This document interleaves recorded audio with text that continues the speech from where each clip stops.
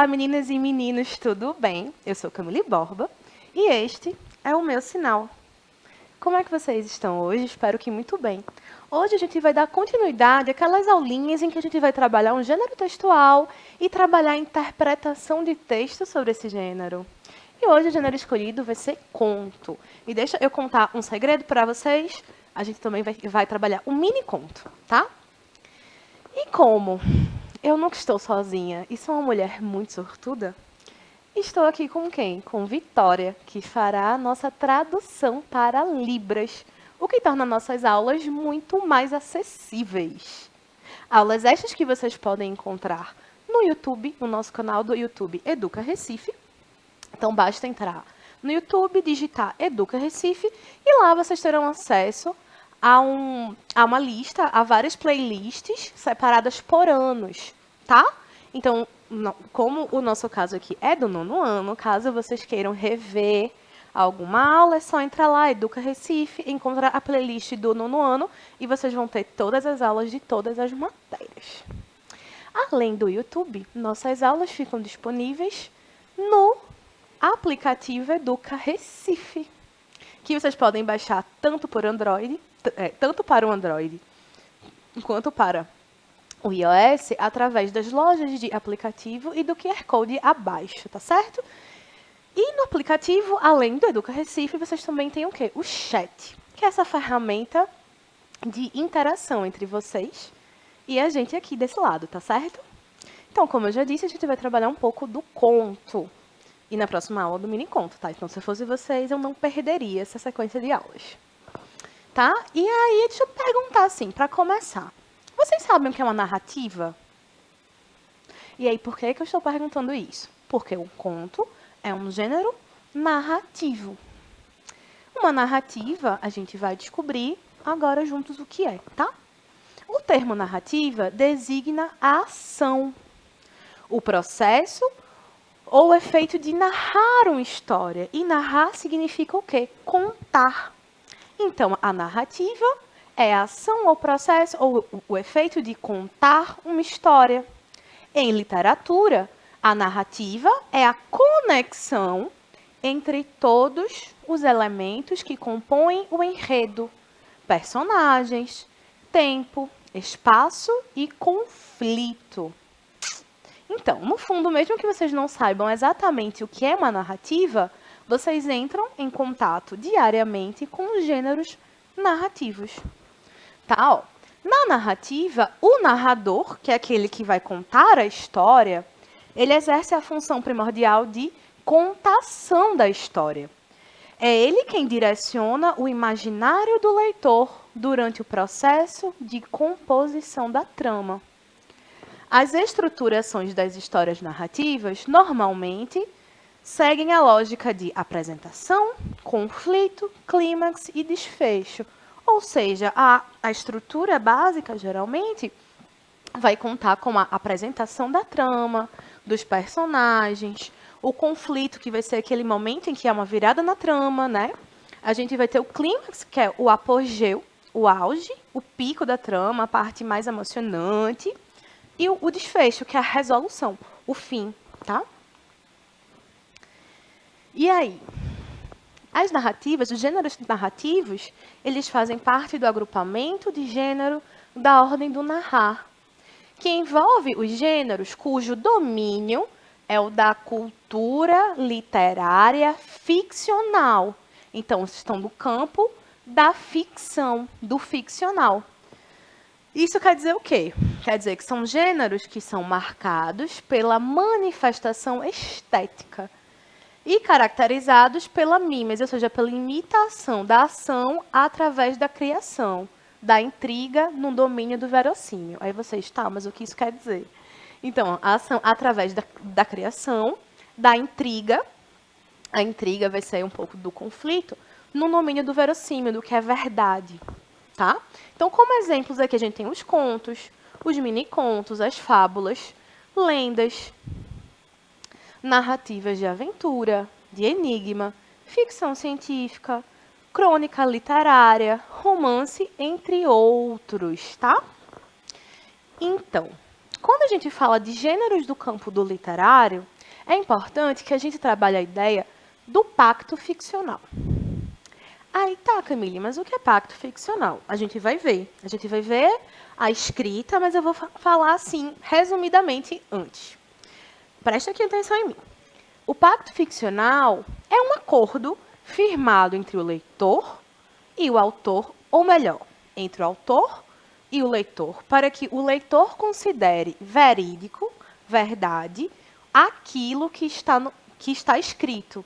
Então, ele sabe que é uma ficção, então sabe que tem um engenho criativo, mas ele assume a veracidade do texto. Não quer dizer que seja uma verdade factual, digamos assim, uma verdade da nossa realidade, entre aspas.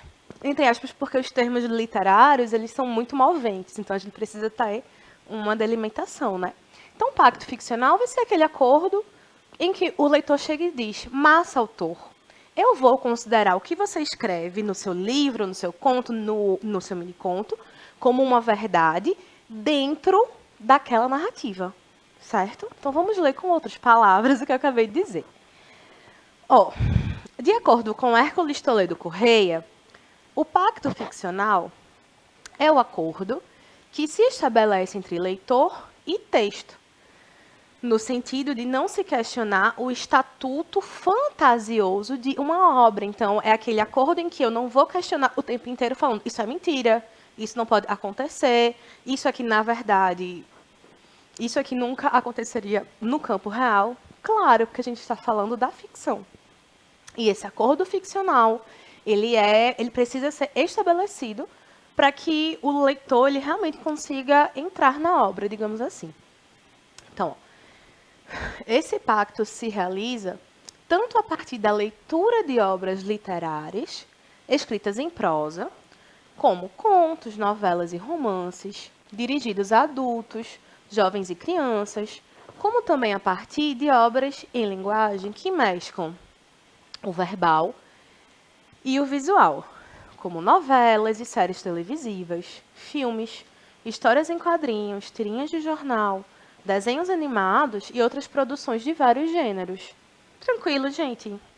Então, é importante que haja esse pacto ficcional para que o escritor ele consiga levar esse leitor, né, nas tramas, nos laços da sua criação imaginativa, né? Que pode ser um romance, pode ser um conto, um mini-conto, enfim, todos esses exemplos que a gente já viu. E aí, segundo Massudo Moisés, que é um grande estudioso de narrativas, conto, na Idade Média, significava enumeração de acontecimentos, relatos de coisas verdadeiras e narrativa. O conto é uma narrativa unívoca, ou seja, uma única voz, univalente, constitui uma unidade dramática. Visto gravitar ao redor de um só conflito e uma só ação. Diferentemente do romance, que a gente pode ter vários conflitos, várias ações, a extensão do conto é reduzida também. Então, ele não vai ter 300 páginas, vai ter 5, às vezes 2, às vezes 10, mas é uma quantidade reduzida. Tá? A ação pode ser externa, quando as personagens se deslocam no espaço e no tempo. Interna, quando o conflito se localiza em sua mente, ou seja, na mente do narrador ou do personagem, tá? E aí a gente tem as personagens e a estrutura, né? Por quê? O conto, ele precisa de uma ação. E o conto também precisa de personagens. O conto também precisa estar localizado no tempo. Então, ele também tem o espaço. Então, a gente precisa de personagens, tempo, espaço, narrador, tá? Então, ó, o conto costuma apresentar pouquíssimas personagens. Por quê? Porque é um gênero de tamanho reduzido, né? A gente vai ter uma ação, um conflito. Então, a gente tem um número de personagens reduzido. E costuma ser narrado em terceira pessoa, salvo em narrativas com fluxo de consciência, que a gente já viu um pouquinho, eu acho, que são aquelas narrativas que se passam dentro da cabeça do autor. Do narrador, perdão. Então, a gente vai ter, não necessariamente só assim, mas é quando a narrativa ela não vai ser cronológica, ela vai vindo e vindo através do tempo, através da consciência, das lembranças, da memória, tá? E aí, a estrutura é dividida em introdução, que é a parte inicial, uma breve ambientação do espaço, do tempo, personagens e enredo, que é a história em si. A gente também tem o desenvolvimento, que desenrola os acontecimentos da história relacionados com o problema ou a situação apresentados na introdução. Temos também o clímax, que acontece quando acontece um momento de maior tensão da história. E é o momento mais emocionante, assim, digamos assim, o ponto alto.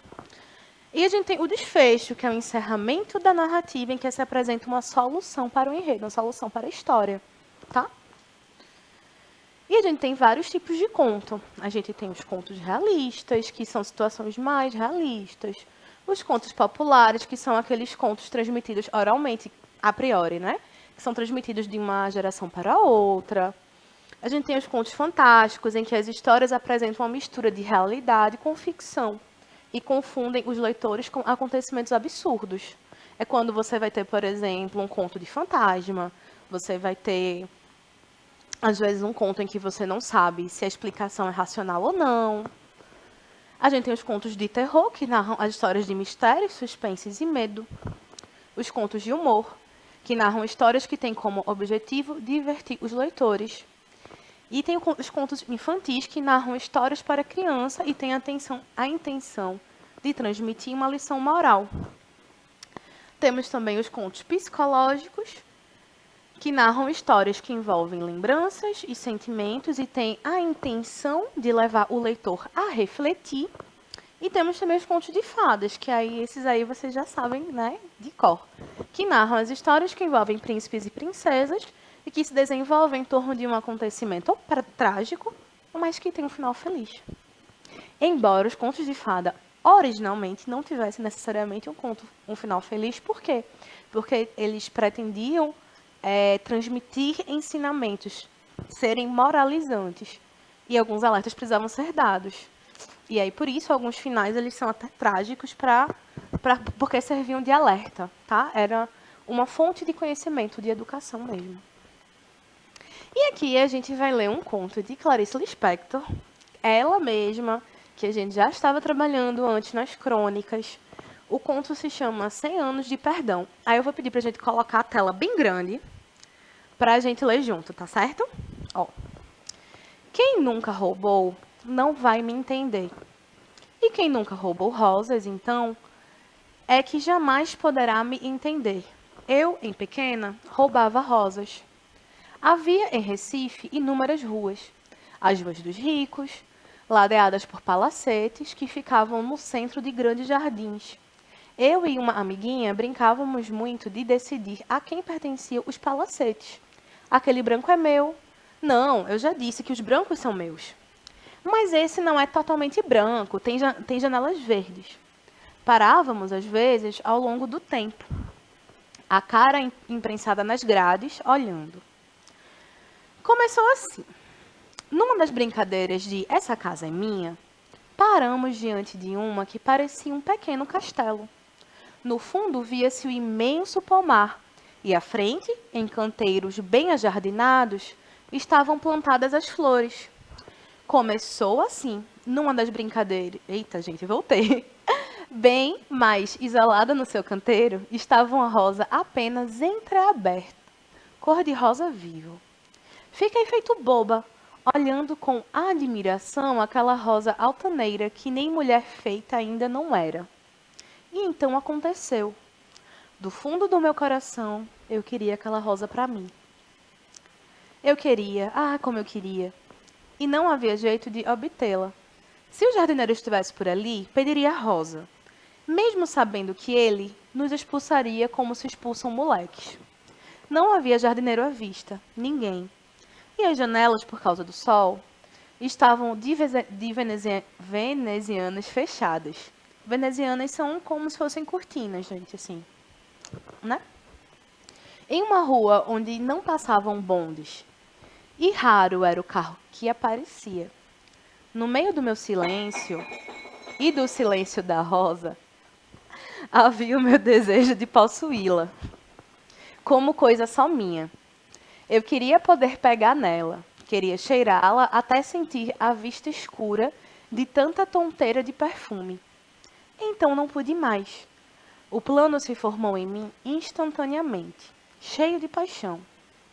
Mas, como boa realizadora que eu era, raciocinei friamente com minha amiguinha, explicando-lhe qual seria o seu papel: vigiar as janelas da casa ou a aproximação ainda possível do jardineiro, vigiar os transeuntes raros na rua. Enquanto isso, entreabri lentamente o portão de grades um pouco enferrujados, contando já com um leve rangido. Entreabri somente o bastante para que meu esguio corpo de menina pudesse passar. E, pé ante pé, mais veloz, andava pelos pedregulhos que rodeavam os canteiros. Até chegar à Rosa, foi um século de coração batendo. Que trecho bonito, né? Até chegar à Rosa, foi um século de coração batendo. Então, através dessa linguagem aqui, desse trecho, ela vai demonstrar como uma passagem do tempo ela pode ser medida de uma maneira diferente, né? Um século de coração batendo. Então, quem nunca ficou muito ansioso para realizar uma ação, inclusive, principalmente, uma ação condenável como um roubo, né? Mesmo sendo um roubo de uma rosa. Então, essa marca, né, de esse tempo diferente que ela marca aqui também. Continuando. Eis-me afinal diante dela. Paro um instante, perigosamente, porque de perto ela ainda é mais linda.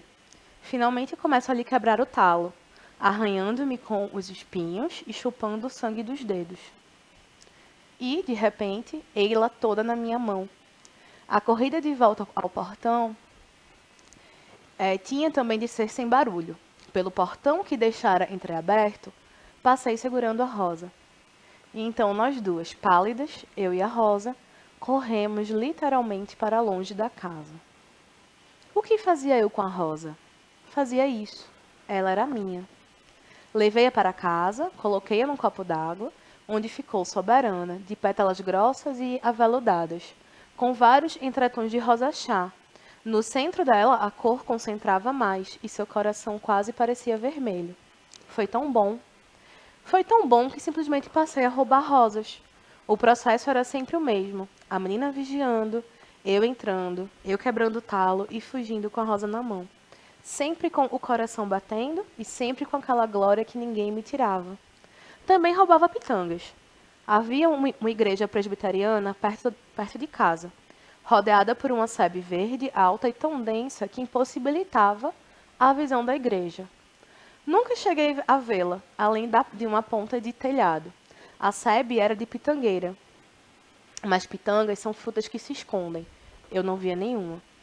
Então, olhando antes para os lados para ver se ninguém via, eu metia a mão por entre as grades, mergulhava dentro da sebe e começava a apalpar até meus dedos sentirem o úmido da frutinha.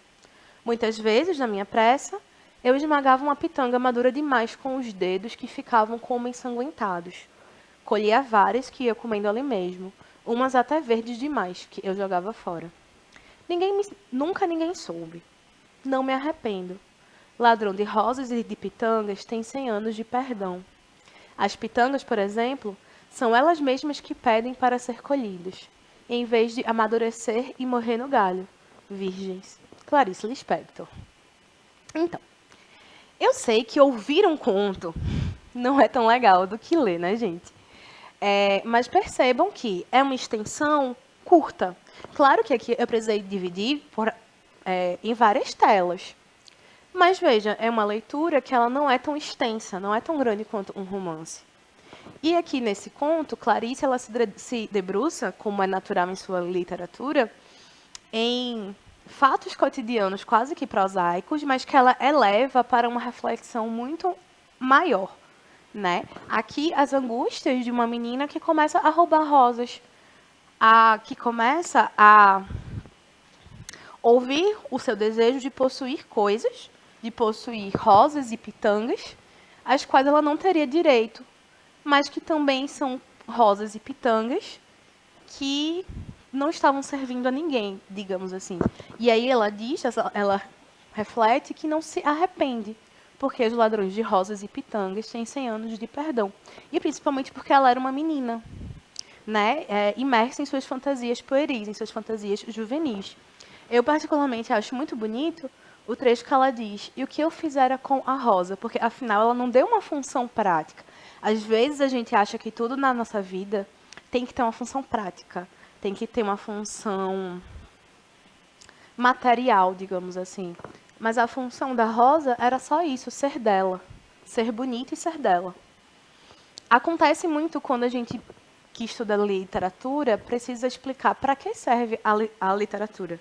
A literatura serve para muita coisa, inclusive para o mero deleite, para a mera apreciação estética, sem ter uma função prática, sem ter uma função mecânica, entendem? Ela tem a função de ser o que ela é, que é o caso dessa rosa. Mas aí eu pergunto, será que a gente consegue apontar aqui alguns elementos do conto, nesse conto? Olha, a gente tem a personagem, que é a menina protagonista e a amiga. Né? A menina que rouba as coisas, as rosas e pitangas, e a amiga que é cúmplice. O tempo ali ele é marcado, sim. É um tempo passado, já que ele é marcado pelos verbos no pretérito, no passado. Mas não é um tempo especificado. Então, não é 5 de dezembro de 1972. Não é uma data marcada, é um tempo passado que não é especificado, mas esse tempo é marcado, sim. O espaço seriam as ruas da cidade do Recife, né, os palacetes, a igreja. O tipo de narrador seria um narrador personagem, que é aquele narrador que faz parte da história. E o clímax é quando a protagonista rouba sua primeira rosa. É o ponto alto ali. A partir daquele momento, ela entra em êxtase. E ela possui a rosa, cuja única função é ser dela. Né? E aí eu trouxe um outro conto de Drummond. Carlos Drummond de Andrade, que deixa eu ver, A Beleza Total. Que não é tão longo, então vai dar pra gente ler junto também, tá? Então, ó, A Beleza Total, Carlos Drummond de Andrade. Ó. A beleza de Gertrudes fascinava todo mundo e a própria Gertrudes. Os espelhos pasmavam diante de seu rosto, recusando-se a refletir as pessoas da casa e muito menos as visitas. Veja, ela era tão bela que os espelhos não refletiam mais ninguém que não fosse ela. Não ousava abranger o corpo inteiro de Gertrudes. Era impossível de tão belo, e o espelho do banheiro que se atreveu a isto partiu-se em 1000 pedaços. Em 1000 estilhaços, perdão. A moça já não podia sair à rua, pois os veículos paravam à revelia dos condutores, ou seja, a revelia é contra os condutores, está contra a vontade. Então, os veículos paravam mesmo que os condutores não quisessem. E estes, por sua vez, os condutores, perdiam toda a capacidade de ação. Houve um engarrafamento monstro, que durou uma semana, embora Gertrudes houvesse voltado logo para casa. O Senado aprovou lei de emergência, proibindo Gertrudes de chegar à janela. A moça vivia confinada num salão, em que só penetrava sua mãe, pois o mordomo se suicidara com uma foto de Gertrudes sobre o peito. Gertrudes não podia fazer nada. Nascer assim, este era o seu destino fatal, a extrema beleza. E era feliz, sabendo-se incomparável. Por falta de ar puro, acabou sem condições de vida, e um dia cerrou os olhos para sempre. Sua beleza saiu do corpo e ficou parando imortal. O corpo, já então enfesado de Gertrudes, foi recolhido ao abrigo, e a beleza de Gertrudes continuou cintilando no salão fechado a 7 chaves.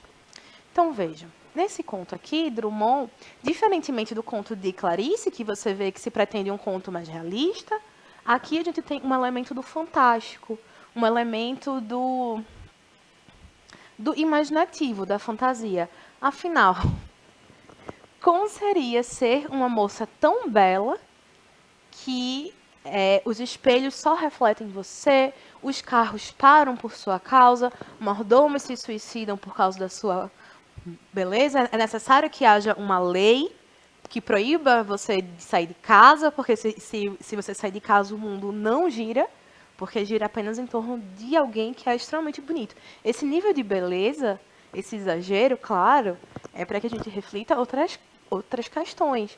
Mas essa beleza exagerada, ela tem áreas de uma coisa, um elemento fantástico, um elemento da fantasia. Tá? E quando ela falece, a beleza continua trancada no salão. No enredo inesperado, acompanhamos o destino trágico de Gertrudes, uma mulher que acabou morrendo porque era bonita demais. Já pensaram que isso seria possível, alguém morrer por ser bonita demais? Com maestria, o autor se serve da história para tecer reflexões socioculturais, ironizando e criticando o mundo em que vivemos. Este é uma das funções da literatura também, tá, gente? Uma reflexão, uma crítica, uma ironia, uma reflexão do existir, do ser no mundo, tá? Uma das grandes funções da literatura é exatamente essa. E aí, numa realidade muitas vezes fútil e marcada pela dominação das mulheres, a sua beleza pode funcionar como uma bênção e uma maldição, fazendo com que sejam controladas, vigiadas e até punidas por isso. E a gente pode refletir esse tema de que a beleza, nesse caso, nesse conto, é uma justificativa para o controle do corpo de Gertrudes. Ela não tem autonomia sobre si, porque ela é tão linda que isso causa um furor no outro. E ela morre pela paixão do outro, pela obsessão dos outros. Ela não pôde ser, ela não pôde existir no mundo. Ela precisou existir encerrada num quarto, né? Num salão, só vendo sua mãe. E aí a gente pensa, a gente pode propor, e é isso aqui eu quero propor para que vocês me respondam no YouTube e no chat, tá, pessoal? A gente pode pensar, a beleza demasiada, ou seja, a beleza em excesso, é um castigo? A ausência de beleza também seria? E aí? Profundo, né? A gente realmente consegue ficar pensando assim, seria a beleza excessiva um castigo? Porque se você é bonito demais, você acaba sendo limitado de algumas coisas. E quando você também não é bonito, no mundo em que vivemos, em que a imagem é algo super valorizado, também há alguns atrapalhos da vida, né?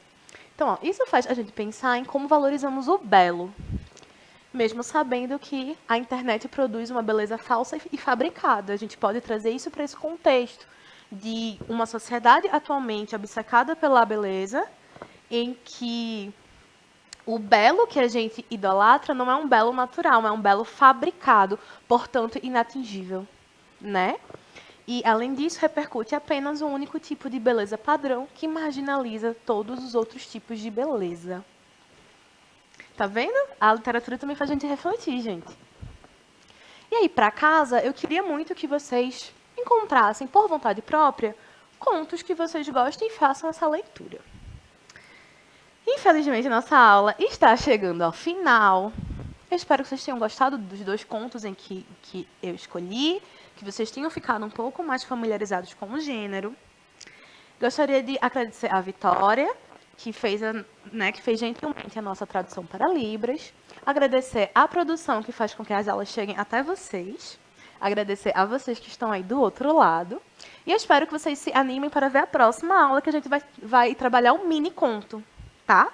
E aí eu vou trazer muitos mini contos. Tá certo? Então, como sempre, foi um prazer tê-los aqui hoje, estar aqui com vocês. Um beijo e até a próxima.